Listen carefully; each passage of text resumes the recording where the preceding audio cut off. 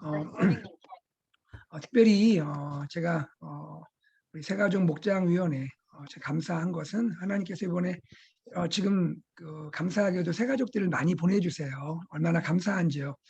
어, 다만 이제 감사한데 저희가 이제 잘 또 준비하고 섬겨야 하는 부분이 있는데 새가족들 오실 때마다 잘 환영해 주시고 또 목장에 연결해 주시고 그 일들이 또 귀한 수고가 따르는데 우리 새가족 목장위원회 우리 귀한 분들이 잘 섬겨주셔서 참 감사합니다. 또 다음 기회에 또 우리 정은미 집사님 연락도 드리시겠지만 지금 저희가 목장이 많이 세워져야 될 상황이 있어요. 그래서 지금 목장이 세워지려면 또 목자 목녀가 세워져야 되고 그래서 저희가 목자 목녀를 잘 발굴해서 목자 목녀님들 추천받아서 저희가 세우려고 하는 작업들을 지금 진행 중에 있습니다. 교육도 하고 해서 임명하려고 하는데 앞으로 또 목장 관련해서 우리 정은민 집사님 또 이렇게 섬기시는 분들이 연락 주시고 좀 도움을 협조를 구하면 우리 목자 목녀님들을 잘 도와주시면 큰 힘이 될 줄로 믿습니다. 진심으로 우리 새가지 목장위원회 그리고 우리 목자 목녀님들 너무너무 감사하고 정말 주님의 은혜가 함께 하시길 바랍니다. 바로 그러면 진행하도록 하겠습니다. 오늘 그 주보 보시면 주일 설교 산책 내용이 있죠. 오늘은 이제 가스펠 프로젝트 2-8과 진행하면서 오늘 제목을 율법은 사랑을 통해 완성됩니다 라고 정해보았습니다. 율법은 사랑을 통해 완성됩니다 라는 제목입니다. 자, 이 내용 먼저 서론, 그 앞부분에 있는 서론 부분을요 좀 부탁드릴게요. 먼저 이인권 장로님 그 서론 부분을 좀 읽어주시겠습니까?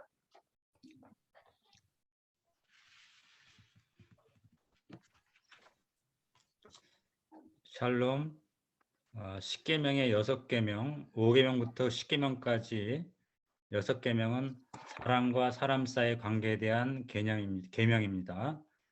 구원받은 하나님의 백성은 하나님의 관계, 수적적인 관계뿐만 아니라 사람과의 관계, 수평적인 관계를 잘 맺고 살아야 합니다.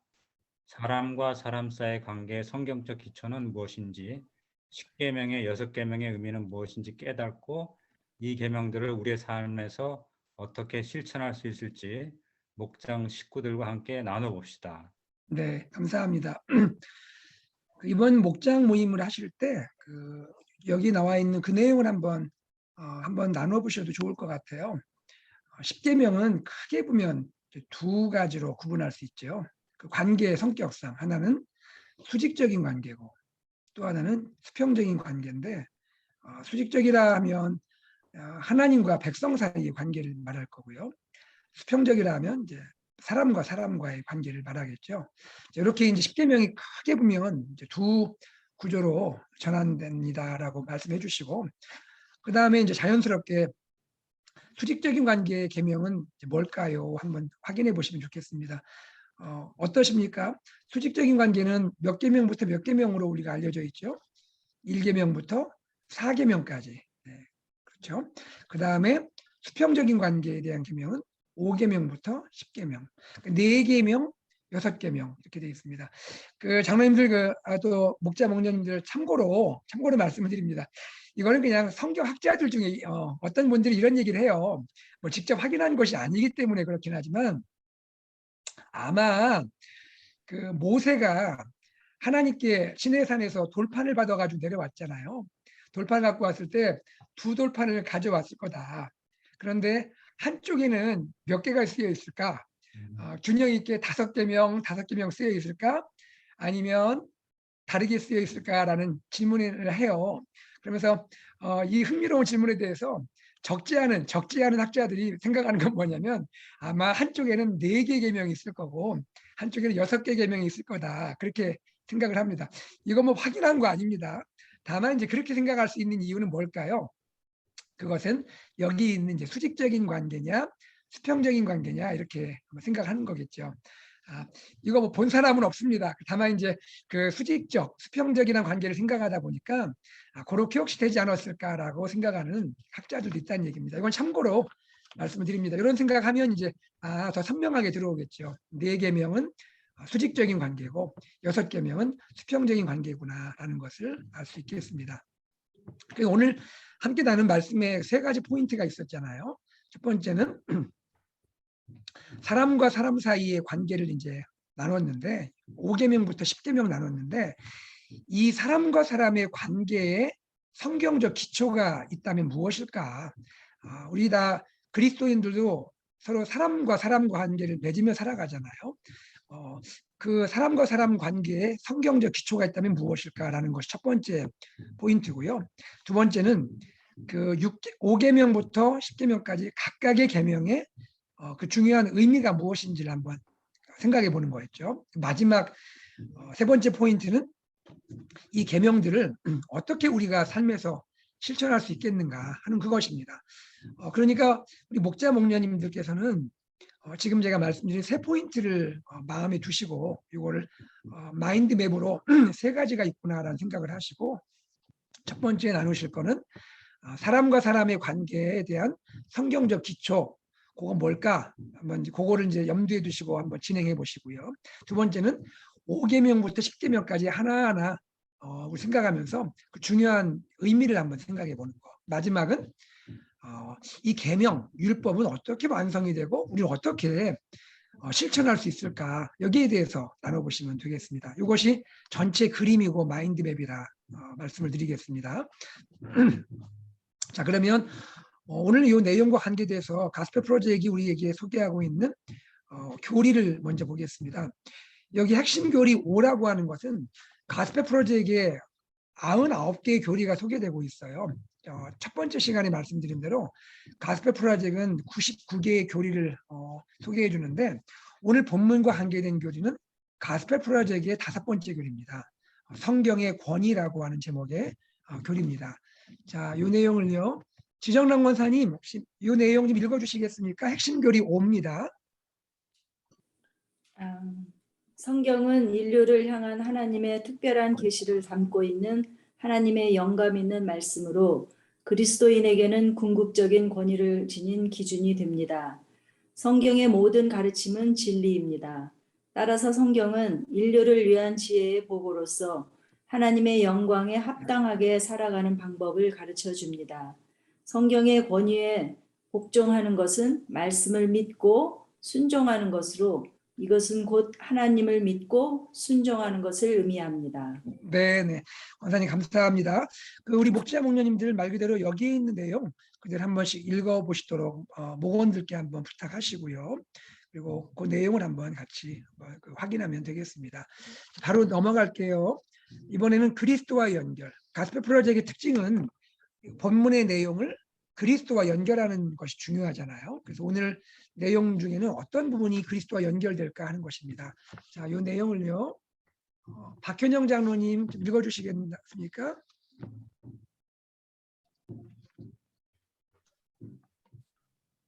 그리스도와의 연결, 죄 없는 구세주인 예수님은 율법을 완벽히 지키신 단 한 분입니다.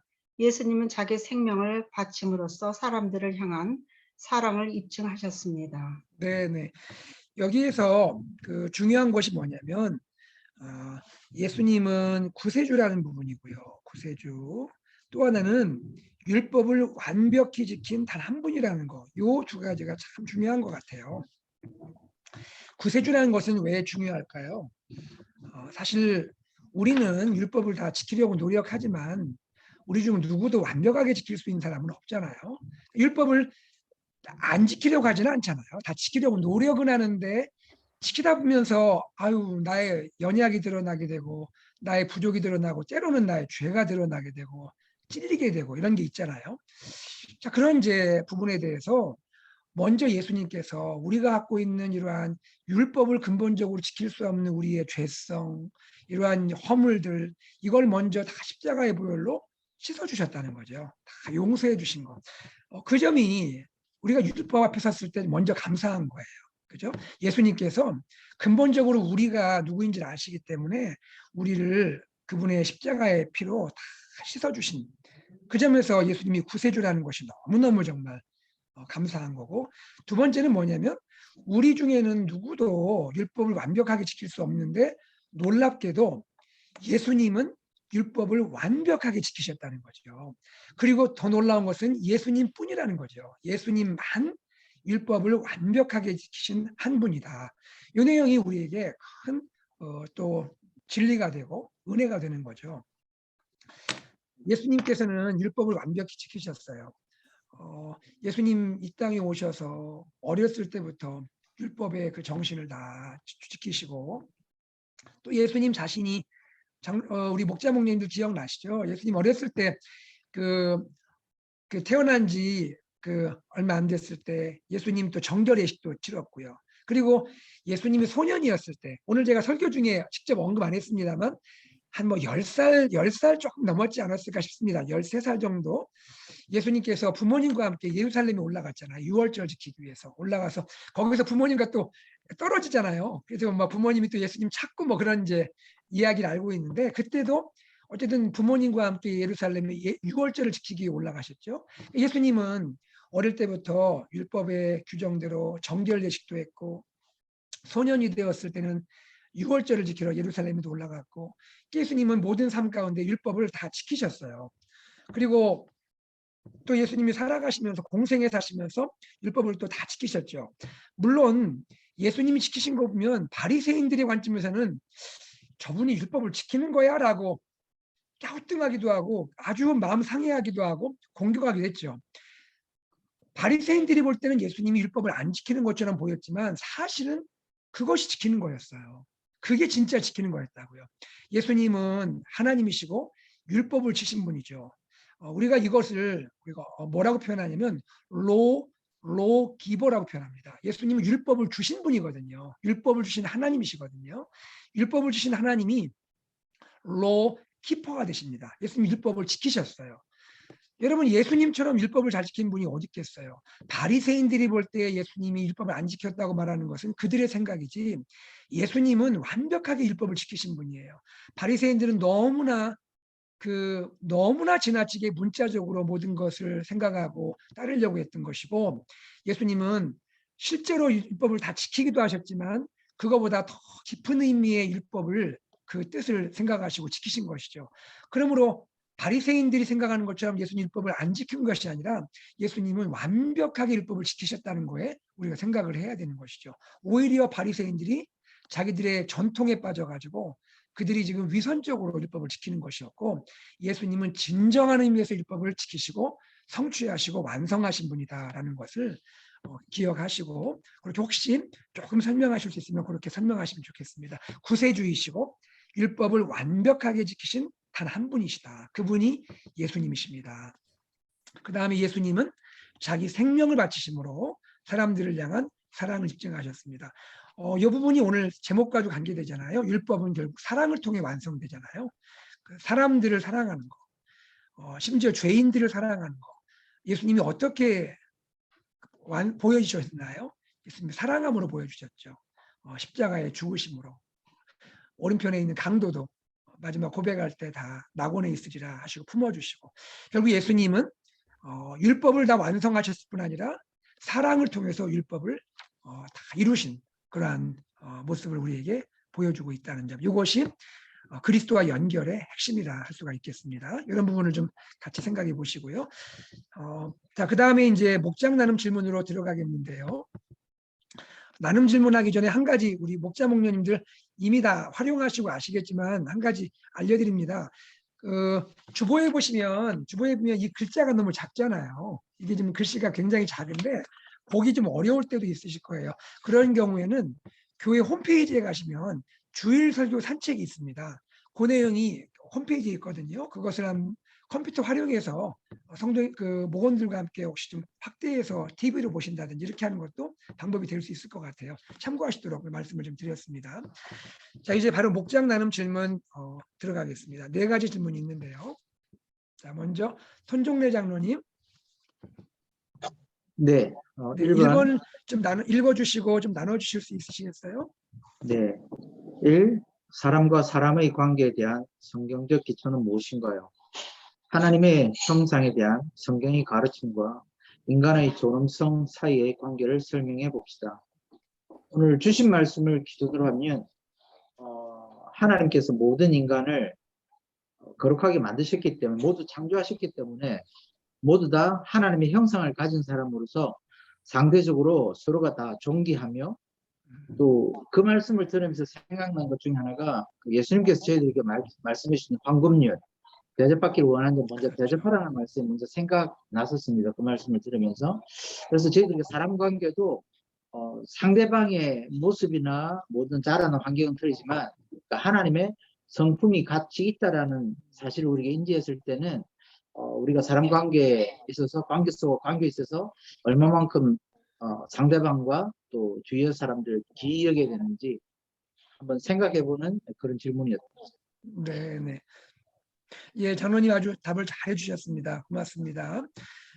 먼저 사람과 사람 관계에 대한 성경적 기초는 무엇인가? 장로님 말씀하신 대로 하나님의 형상을 우리가 생각할 수 있을 것 같아요. 하나님의 형상. 하나님의 형상 영어로는 the image of God이라고 우리가 이제 알고 있는데요. 하나님의 형상이 나온 성경 구절은 어디죠? 창세기 1장 기억하시죠? 창세기 1장에 창조하시면서 1장 26절에서 28절에 나오고 또 한 곳은요. 창세기 5장에도 나옵니다. 창세기 5장 1절과 2절에 하나님의 형상대로 하나님 모양대로 지었다라는 내용이 나오니까 한번 참고하시면 좋겠습니다. 우리 목자 목녀님들 제가 조금 깊은 이야기를 좀 나눌게요. 요거는 뭐 목장 시간에 다 안 나누셔도 관계는 없습니다. 우리 목자 목녀님들 좀 참고하시도록 제가 하나님의 형상에 대해서 설명을 조금 더 드리도록 하겠습니다. 하나님의 형상이라 하면 일단 이렇게 생각을 하십시오.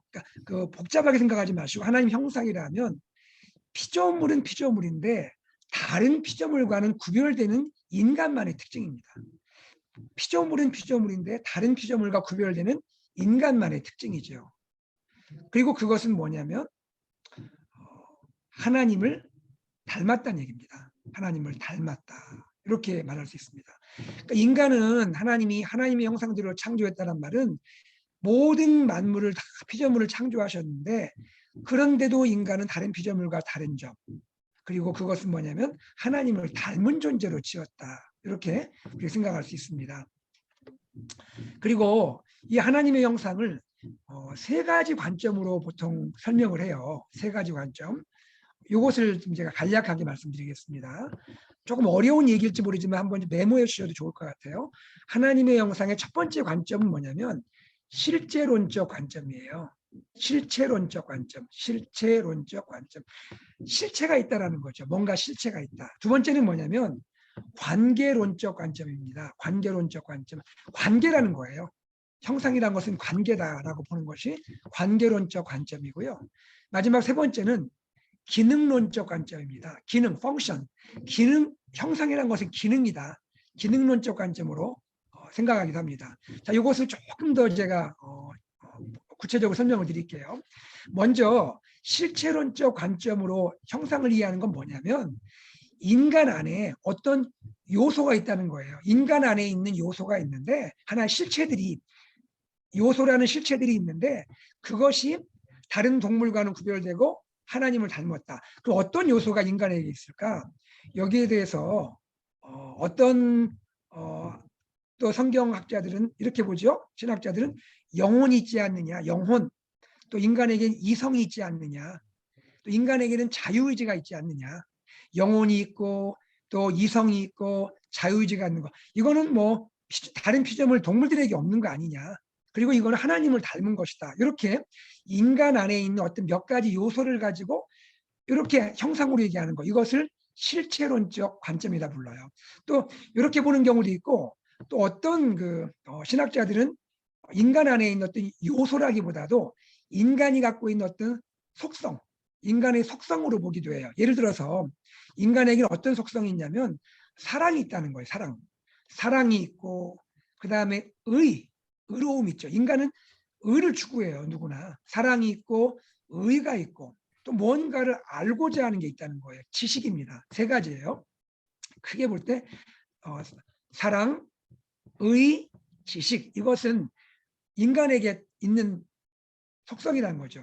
동물이나 피조물에게는 없고 이것이 또 하나님을 닮은 부분이라는 거죠. 이렇게 어떤 요소를 얘기하든 인간의 속성을 얘기하든 이런 것이 있다라고 보면 그것을 실체론적 관점이라고 그래요. 이렇게 형상을 보는 입장들이 있습니다. 자, 두 번째로 관계로서 하나님 형상을 얘기하기도 한다고 했죠. 관계. 이것을 관계론적 관점이라 하는데 이것은 뭐냐면 이렇게 생각하시면 됩니다. 인간을 봐라. 인간을 보면 다른 피조물과 뭐가 다르냐? 인간은 다른 인간과 관계를 맺더라는 거죠. 인간은 다른 인간과 관계를 맺으며 살지 않느냐. 이것을 주목하는 입장입니다. 이것은 피조물과 구별되는 인간의 특징이고 이것이 하나님을 닮았다는 거예요. 하나님 닮았다는 건 뭐냐면 여러분 이제 삼위일체 하나님을 보면 삼위일체의 결국 핵심은 뭐죠? 아버지와 아들과 성령이 구분되시긴 하지만 이 세 분이 놀랍게 관계를 맺으시잖아요. 아버지가 아들을 사랑하시고 아들은 아버지를 사랑하며 또 공경하시고 복종하고 성령은 또 성령대로 아버지의 또 파송을 받아 이 땅에 오시고 서로 하나 되시고 이러한 삼위일체 하나님 창조주 자신이 관계의 하나님이라는 거예요. 그 관계의 하나님을 닮은 존재가 인간이다.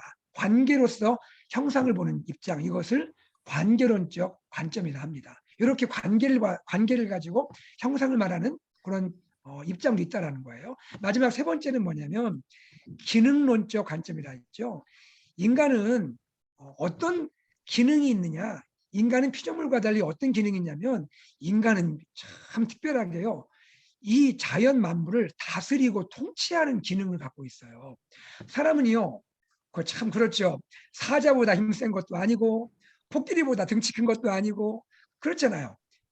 또 뭐 어떤 동물처럼 빠른 것도 아닌데 사람은 만물을 다스리고 통치하는 그런 기능을 갖고 있거든요. 이런 기능이 있다. 이것은 피조물과 구별되고 이것은 또 하나님을 닮은 거다. 하나님은 하나님 자신이 왕이시기 때문에 만물의 주인이시기 때문에 하나님이 다스리고 통치하시는 분인데 하나님을 닮아서 인간이 만물을 다스린다. 특별히 인간은 하나님의 대리 통치자다. 그렇게 말하는 것이죠. 이렇게 기능으로 말하는 것을 기능론적 관점이라고 말합니다. 다시 한번 제가 좀 정리해 볼게요. 좀 어렵긴 하지만 좀 도움이 되시면 좋겠습니다. 하나님의 형상을 얘기할 때 세 가지로 말하는데 첫 번째는 실체론적 관점으로 보기도 하고 두 번째는 관계론적 관점으로 보기도 하고 세 번째 기능론적 관점으로 보기도 합니다.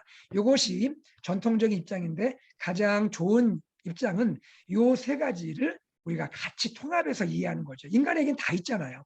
이런 실체론적인 특징도 있고 관계 맺는 부분도 있고 다스리는 부분도 있잖아요.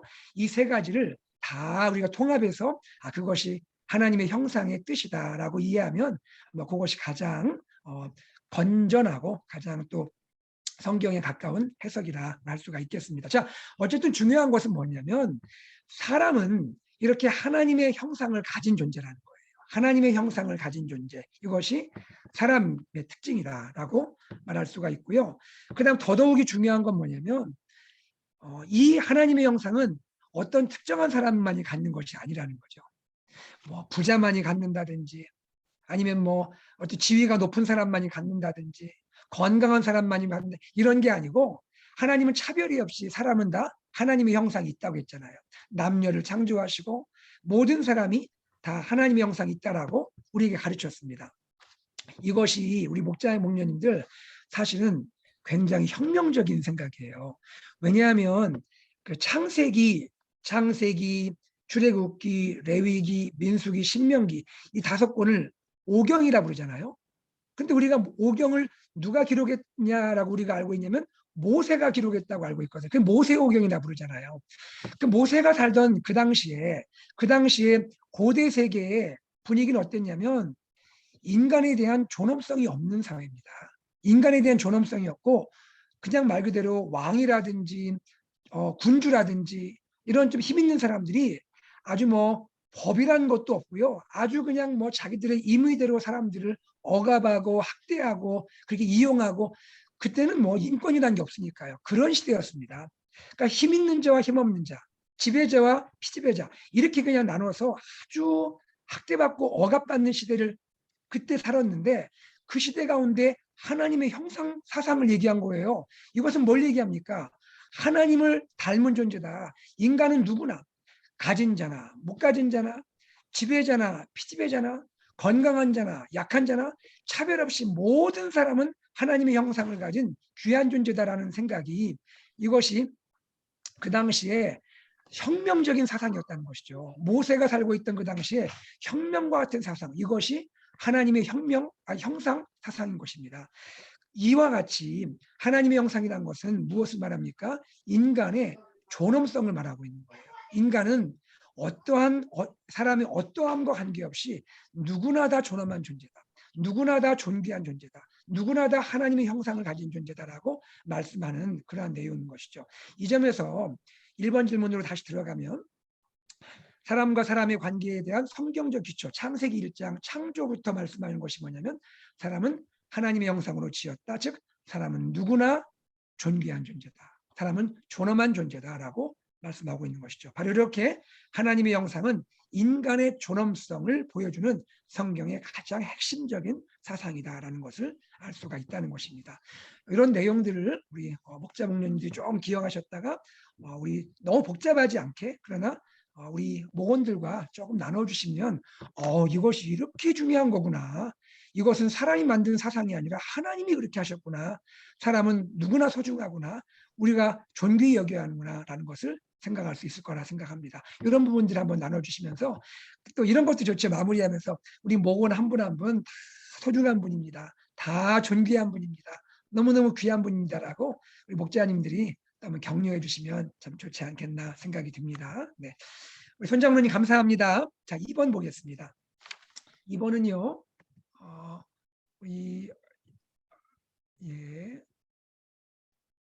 이종순 권사님 들어오셨나요? 이종순 권사님? 이종순 권사님? 네. 네, 권사님. 제가 지금 들어와가지고. 네, 그러세요. 네, 알겠습니다. 죄송합니다. 그러면 아니에요. 그러면 우리 김문석 장로님.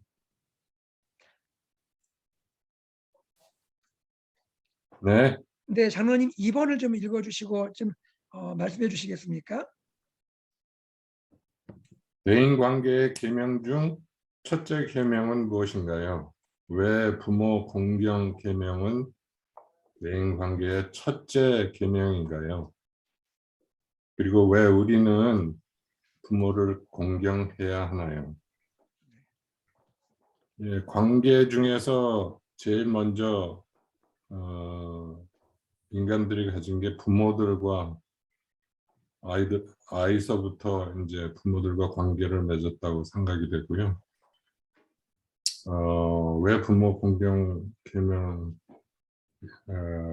하나요는 부모님이 오래 사시고 또 많은 지식도 계시고, 그래서 부모의 말씀을 듣고 따라야, 그래야 떡을 더 얻어먹지 않나. 네네. 부모의 말씀을 지키면 손해되는 사람이 없다고 생각을 해요. 네네. 하여튼 뭐 부모님이 지식이 있거나 없거나 하여튼 그래도 내리사랑이니까 더 사랑이 많으신 분이 부모님이시다, 이렇게 생각이 됩니다. 네, 우리 장로님 잘 말씀해 주셔서 너무 감사해요. 2번을 다시 한번 볼게요. 그러니까 결국 대인관계의 계명, 인간과 인간 사이 계명 중 첫째 계명은 무엇이냐면 부모 공경 계명이죠. 부모를 공경하라, 5계명이잖아요. 왜 부모 공경 계명은 사람과 사람의 관계의 계명 중에 6개 대인관계 계명 중에 첫 번째 계명일까? 왜 이것이 첫 번째 중요하다고 주님 말씀하실까? 오늘 제가 그런 말씀을 나눴죠. 김문석 장로님 말씀해 주신 대로 부모 공경 계명은요, 뭘 보여주냐면 대인관계의 기본 관계를 보여주는 것이죠. 대인관계의 기본 관계.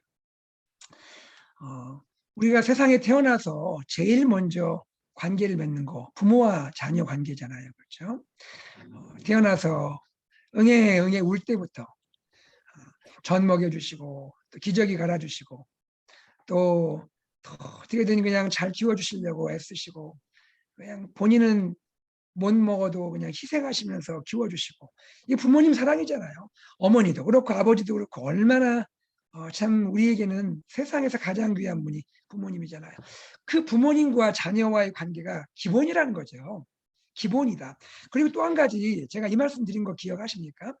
이스라엘 백성에게는 왜 이것이 특별히 중요했냐면 이스라엘 백성과 하나님과의 관계를 보여주는 그 기초가 부모와 자녀의 관계라는 거예요. 자녀가 부모를 어떻게 공경하느냐 이것을 보면 우리가 어떻게 하나님을 아버지로 공경해야 하는지를 볼 수 있는 기초라는 것이죠. 결국 부모 자녀와의 관계는 하나님과 백성 사이의 관계를 보여주기 때문에 대인관계의 첫 번째 계명일 수밖에 없다. 이렇게 생각할 수 있고요. 그 다음에 이제 왜 우리는 부모를 공경해야 하는가? 왜 부모를 공경해야 하는가? 이거는 뭐 어떤 정답은 없습니다. 한번 나눠보시라면 되고 김문석 장로님 말씀에 제가 은혜가 됐어요. 떡을 더 많이 얻을 수 있죠. 네. 아니 그거 맞는 것 같아요. 부모님 잘 공경하면 떡 먹어요. 저희 어머니가 어렸을 때 저보고 늘 하시는 얘기가 그거예요. 야 부모 말 잘 들으면 자다가도 떡 나온다. 그렇게 하시는데 지나고 보니까 떡 많이 나오는 것 같아요. 정말 얼마나 귀한 세상에서 얻을 수 없는 떡이 인생의 교훈, 인생의 가르침 이거 부모님에게서 다 나오잖아요. 그 떡을 더 얻을 수 있어요. 이것도 부모 공경의 이유예요. 예. 또 한번 제가 여쭤볼게요. 자, 한번 편하게 답을 해보세요. 김상철 집사님. 예, 예, 그냥 편하게 답하시면 됩니다. 정답은 없습니다.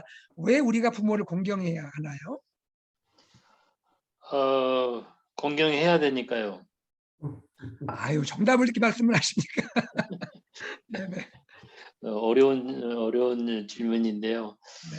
글쎄요, 뭐 이렇게 우리 육신의 부모님은 저희의 정신적인 저희의 원초적인 우리의 부모님인 하나님하고 같지 않은가 그런 의미에서 당연히 육신의 부모님도 하나님만큼 공경을 해야 되는 거 아닌가 싶습니다. 네.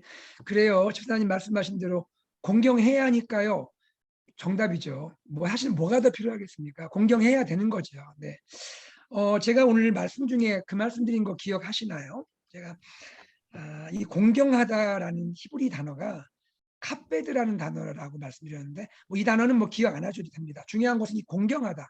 카베드라는 단어가 성경에서는 하나님 백성이 하나님을 공경할 때 쓰는 단어인데 인간관계에서 유일하게 한번 쓰였다고 했죠. 그것이 언제입니까? 부모를 공경할 때 쓰입니다. 이 공경하다가 여기 나온 공경하다가 카페드라는 단어가 부모를 공경할 때 쓰입니다. 그 말은 뭘까요? 부모님은 하나님은 아니죠. 물론 하나님은 아니고 그렇지만 하나님을 공경하는 마음으로 부모를 공경하는 것이 중요하다. 하나님을 공손하게 섬기듯이 부모를 공손하게 대하는 것이 참 중요하다. 이렇게 우리가 생각할 수가 있겠죠. 여기 왜 우리는 부모를 공경해야 하는가 여러 가지 아마 또 대답이 나올 거예요. 목원들하고 한번 나눠보세요. 제가 몇 가지를 한번 좀 생각해 보았습니다. 혹시 참고가 되시도록 한번 적어주셔도 좋을 것 같아요. 첫 번째는 특별히 이스라엘 백성들 입장을 생각해 본 겁니다. 왜냐하면 부모는 영적인 가장이기 때문에 그렇습니다. 그러니까 집안의 가장이죠. 공동체의 가정입니다. 가장. 우리 가정이라는 공동체의 가장이어서 가장이 흔들리면 가정이 흔들리잖아요. 그 점에서 부모를 공경하라 하는 의미가 있겠고요. 두 번째는 어떤 의미가 있냐면 특별히 이스라엘 하나님 백성들의 경우에는 부모가 자녀 양육을 책임졌습니다. 영적인 양육을 책임졌습니다. 즉 신앙교육을 책임졌습니다. 부모님, 특별히 아버지가 자녀에게 토라 교육을 시켰어요. 어렸을 때부터요. 레위기도 가르치고 또 출애굽기도 가르치고 신명기 또 창세기 이 말씀을 가르치거든요. 그러니까 어렸을 때 부모님이 자녀 교육을 했습니다. 여러분 우리 목자 목녀님들 우리 교회가 지금 새로 진행하고 있는 가스펠 프로젝트의 그 목적 중에 하나가 뭔지 기억하시죠? 왜 가스펠 프로젝트를 우리가 하고 있습니까? 부모님과 자녀가 패밀리톡 대화라는 거죠. 그것은 지금까지 전통적으로 우리 자녀 교육은 교회가 알아서 할 거야. 교회 교육이 알아서 할 거야라고 생각을 한 거죠. 그러니까 부모님은 어쨌든 교회 와서 아이들을 라이드 해가지고 교회 그냥 그 반에 클래스룸에 보내주면 된다 생각한 거죠. 그런데 그것이 성경적이지만 않다라는 거죠. 그것이 아니라 성경적인 원리는 부모님이 자녀를 교육하라는 거죠. 그래서 패밀리톡을 통해서 짧은 대화 한마디라도 오늘 뭐 배웠니?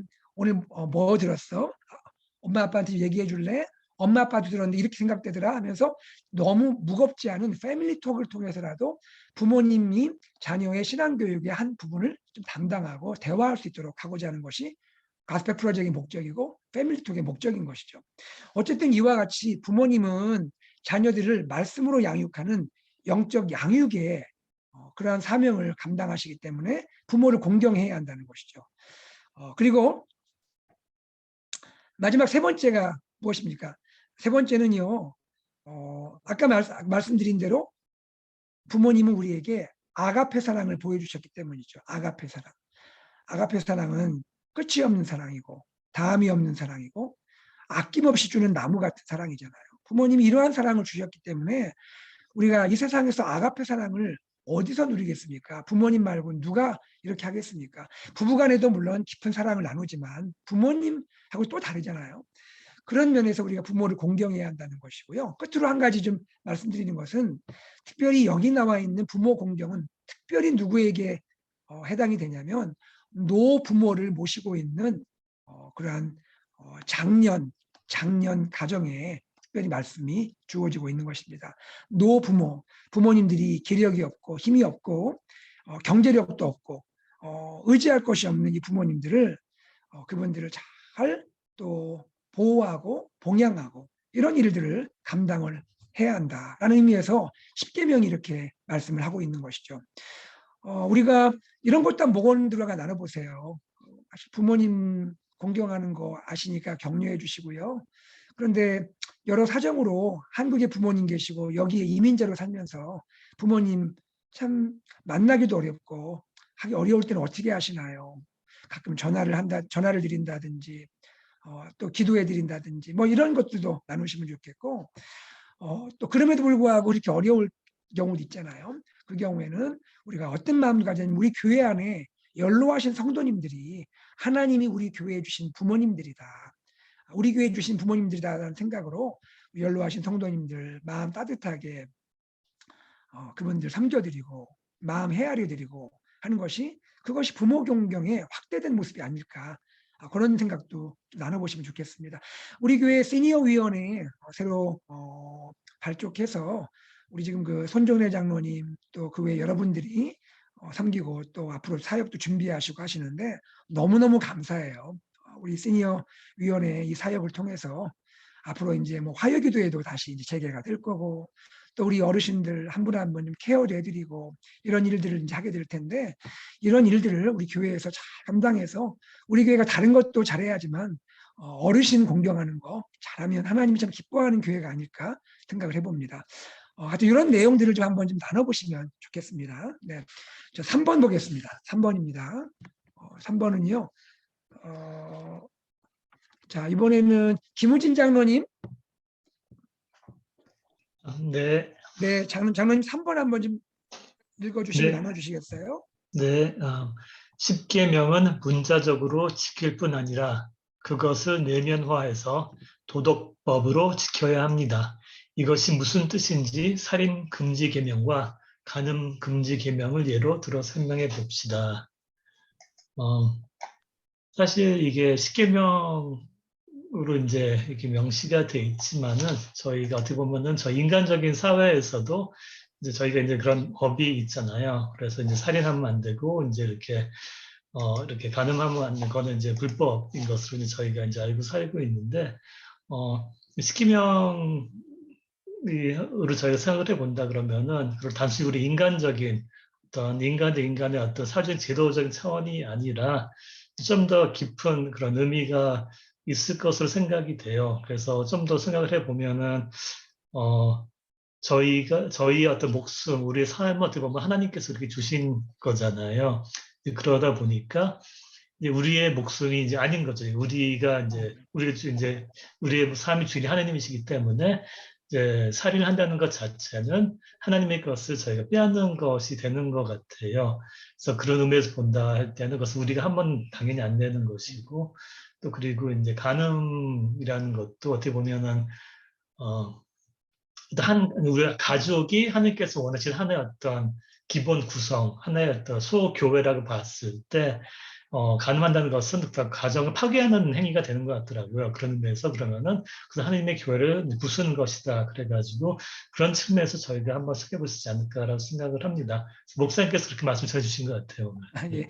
우리 김장로님 감사해요. 네. 말씀하신 대로 그래요. 사실 여기 10계명에 있는 법은 뭐 10계명만 있는 건 아니죠. 그 특별히 그 뒤에 있는 인간에 대한 법들은 일반 사회에서도 사실 또 중요하게 여기고 하는 법이죠. 참고로 예전에 그 이 10계명이 있기 그거보다 조금 전에 함무라비 법전이라고 있었잖아요. 함무라비 법전에도 이런 내용들이 있어요. 근데 우리는 이제 어떻게 이제 믿고 있냐면요. 성문화되는 거, 그러니까 기록으로 남긴 거는 함무라비 법전이 더 이전이지만, 그러나 10계명으로 성문화되기 전에 이미 아브라함 때도 보면 아브라함이 공의를 행했다라는 이런 말도 있어요. 그러니까 성문화되지 않았지만 이미 하나님은 하나님 백성들에게 이러한 계명을 마음으로 주시지 않았는가 생각할 수 있겠고요. 어쨌든 김장모님 감사하고요. 여기서 이제 한 가지 좀 더 나누면 좋겠는 건 뭐냐면 살인하지 말라라는 것이 당연히 실제로 사람을 죽이면 안 되죠. 근데 그뿐 아니라 예수님은 그거보다 조금 더 깊은 의미를 말씀하신 것이 뭐냐면 마음으로도 형제를 미워하지 말아라. 미워하면 그걸 잘못하면 그건 너 살인이다라고 주님께서 그렇게까지 말씀하시는 거잖아요. 또 마음으로, 그러니까 실제로 간음하는 것도 안 되고 마음으로 음욕 품으면 안 된다. 그것이 간음일 수 있다라고 말씀하시잖아요. 그렇게 본다면 문자적으로도 우리가 지킬 뿐 아니라 우리의 내면화에서, 마음에서 우리가 지키려는 것이 굉장히 중요하겠다. 참 이게 어쩔 때 유혹도 많고 우리가 여러 가지 이러한 환경에 노출도 되고 이렇게 하는데, 이런 경우에 우리가 어쨌든 하나님 말씀을 기억하면서 하나님이 기뻐하는 것이 아닌 것은 하지 않으려고 하고 기뻐하는 것을 하려고 하는 마음에서 이런 것이 필요하겠다. 이런 거 한번 나눠보시면 좋겠습니다. 네. 자, 마지막 4번인데요. 4번 예. 김상보 장로님 계신가요? 김상보 장로님? 네, 저 있습니다. 장로님, 4번을 좀 읽어주시고 말씀해 주시겠어요? 예, 십계명 율법은 어떻게 완성됩니까? 나는 십계명을 실천하기 위해 어떻게 나의 삶 속에서 사랑으로 이웃을 사랑하며 살 수 있을까요? 저 좀 이게 말이 좀 어렵고 해서 개인적으로는 좀 어려운 질문, 다 어려운 질문이었는데요. 지금 목사님 해설을 좀 듣고 나니까 좀 제가 좀 해결이 됩니다. 그러니까 3번이나 4번은 아까 저 목사님 말씀하신 1번에 대한 답변으로 다 증명이 되는 것 같은데요. 그 살인 금지나 뭐 간음 금지, 그다음에 십계명을 어떻게 완성시킬 것인지 실천할 것인지는 아까 우리 목사님 말씀하신 우리는 하나님의 형상으로 지어졌다. 그래서 실체론적으로 보나 관계론적으로 보나 기능론적으로 보나 3번의 답은 다 실체론적으로도 파괴하는 것이고 관계론적으로도 파괴가 되는 것이고 기능론적으로도 결국 파괴하는 행위이기 때문에 자연스럽게 우리가 느끼지 않을까 싶고요. 4번도 이 실체론적, 관계론적, 기능론적 우리가 하나님의 형상을 닮았다는 걸 가슴에 품으면 다 지킬 수 없는 우리는 태어나자마자 신을, 그러니까 죄인이지만 완성이야 시킬 수 있겠습니까만큼은 그래도 최대한 노력할 수 있는 마음가짐을 가지고 하루하루 기도하며 스스로를 돌아보면서 실체론적, 관계론적, 기능론적 내가 하나님의 형상에 맞춰서 살고 있는지에 되돌아보는 그런 좋은 계기가 될 것 같습니다. 네, 장로님 너무너무 감사해요. 말씀 잘 해주셨습니다. 거기 그 10계명 혹은 뭐 10계명으로 요약된 율법 어떻게 완성됩니까? 이 질문에 대해서 우리 장로님 말씀하신 대로 사실 우리 중에는 어느 누구도 완벽하게 이거 완성할 수 있는 사람은 없습니다. 누가 있겠습니까? 사실 이거는 아닙니다. 그러나 먼저 우리가 생각할 것은 뭐냐면 이 십계명 율법을 완성하신 분이 계신다는 것부터 우리가 시작을 해야죠. 그분이 누구시냐면 하나님의 아들 예수 그리스도가 완성을 하셨고요. 그러나 그래서 예수님의 은혜 안에서 우리가 이제는 구원받고 십계명을 지키는 삶을 사는데 그러기 위해서 어떻게 우리가 십계명을 실천할 수 있을까? 어떻게 나의 삶 속에서 사랑으로 살 수 있을까? 이 부분을 우리가 생각을 하고 좀 나누면 좋을 것 같아요. 제가 오늘 이 말씀을 설교 마지막에 드렸는데 기억이 나시나 모르겠습니다. 저는 이런 묵상이 되더라고요. 어떻게 완벽하진 않더라도 어떻게 내가 나의 삶 속에서 예수님의 이 십계명을 하나님 십계명을 실천할 수 있을까? 그것은 적극적으로 이웃 사랑을 실천하는 것인데 적극적으로 이웃 사랑을 실천하는 것인데 세 가지가 떠올랐습니다. 첫째는 선한 사마리아인처럼 내 주위에 어려움 당한 분, 도움이 필요한 분이 있으면 내가 큰 거 아닐지라도 작은 거 이렇게 좀 도울 수 있다면 그것이 작은 순종이 아닐까, 작은 실천이 아닐까 생각이 됐고요. 두 번째 또 떠올랐던 생각은 뭐냐면 탕자 아버지가 생각나더라고요. 탕자 아버지. 탕자 아버지, 그 탕자 형 입장에서 볼 때는 동생 요놈 이거 아버지 재산 말아먹은 놈이잖아요. 그 귀한 재산을 가지고 나가가지고 허랑방탕하고 말아먹고 그냥 염치가 있지 어디를 돌아와. 그렇게 생각하지 않겠습니까? 형은요. 그러니까 잔치 입혀는 것도 이해가 안 되고 들어가지 않으려고 하잖아요. 그러나 아버지는 달랐잖아요. 아버지는 전혀 그런 게 눈에 들어오지 않았습니다. 뭐 어떻게 재산을 뭐 탕진하고 그거는 관심도 없는 얘기고 그냥 아들이 오니까 뛰어가서 안아주고 그냥 그 목 맞추고 그러지 않습니까? 그 아버지의 마음. 이것을 다른 말로 하면 용서하는 마음인 것 같아요. 용서하는 마음. 그 용서하는 마음, 작은 거라도 우리가 우리 이웃에게 나에게 좀 실수하고 잘못한 부분이 있는 부분이라도 또 우리가 또 찾아오면 용서해주고 받아주고 또 나도 마찬가지로 또 부족함이 있으면 용서를 구하고 이런 마음들이 작은 거긴 하지만 오히려 십계명을 실천하는 거고 이웃을 사랑하는 것이 아닐까 생각을 해보았고요. 마지막 세 번째 제가 생각했던 것은 그겁니다. 성경이 특별히 말하고 있는 대로 고아와 과부를 돌보시는 하나님의 마음. 고아와 과부를 돌보시는 하나님 마음. 하나님은 항상 그러셨거든요. 나는 고아와 과부의 하나님이다. 너희는 고아와 과부를 잊지 말아라. 하나님이 항상 가난한 자, 또 소외된 자 잊지 말라고 말씀하신. 그러면서 하나님 꼭 하신 말씀이 거기에서 말씀하신 분이 나는 공의의 하나님이다라고 말씀하시거든요. 그러니까 과부와 고아를 돌보는 것이 하나님의 공의다라고 말씀하시는데 어쨌든 이런 거 아주 뭐 큰 거 아니더라도 작은 거 이런 거 하나라도 내가 진심을 담아서 이런 것들을 가지고 이웃을 사랑한다면 이웃을 이렇게 사랑하는 적극적으로 사랑하는 것을 통해서 십계명이 이루어지지 않겠는가. 십계명 하라 하지 말라 그것을 지키는 것도 중요하지만 그것을 넘어서 적극적으로 이웃을 사랑하려고 하는 것이 결과적으로 십계명을 완성하는 것이 아닌가 그런 생각을 좀 하게 되었습니다. 우리 김성고 장로님 잘 말씀해 주셔서 감사해요. 감사합니다, 장로님. 그리고 여기 4번까지 없는데 제가 추가 질문을 한 가지 좀 드릴게요. 추가 질문 지금 나누지 않습니다. 이거는 목원들과 나누세요. 어떤 질문이냐면 10가지 계명을 우리가 2시간에 걸쳐 나눴잖아요. 지난 시간과 오늘 2번 나눴는데 우리 목원들에게 이렇게 한번 물어보십시오. 10가지 계명을 우리가 다 들었는데 이 중에서 내 마음에 특별히 와닿는 것이 뭘까요? 10가지 계명 중에 내 마음에 와닿는 것이 무엇인지 그리고 또 나는 그 부분에 있어서 어떻게 내가 좀 순종하고 실천을 좀 할 수 있는지 그걸 한번 나눠보시면 각자 다를 거예요. 어떤 분은 1계명에서 좀 생각되는 분도 있고 어떤 분은 뭐 6계명도 될 수 있고 뭐 여러 가지 있잖아요. 한번 10가지 계명에 대해서 마음이 와닿았던 거 그리고 내가 어떻게 하면 사랑으로 이것을 실천할 수 있을지 한번 나눠보시면 풍성한 모임이 될 거라 생각합니다. 자, 이렇게 해서 목장 나눔 좀 마쳤고요. 합심기도 그 부분을 보겠습니다. 오늘 임영진 장로님 여기 계시죠? 임 장로님? 예, 있습니다. 네, 장로님 합심기도 좀 읽어주시겠습니까? 마음 다해 십계명을 순종하고 십계명의 정신 뜻을 실천하는 우리 가정들도 예수산책 AKPC 말씀 제자 미셔널 공동체를 위해 전도 대상자와 우리 목장이 후원하는 선교사님을 위해 기도합시다. 네. 장로님 감사합니다. 이번에 기도하실 때 우리가 마음을 다해서 십계명을 순종할 수 있게 해주십시오라고 기도해 주시고요. 또 우리 힘만으로 안 되잖아요. 성령님께서 힘 주십시오. 도우심을 구하는 기도 같이 나누시고요.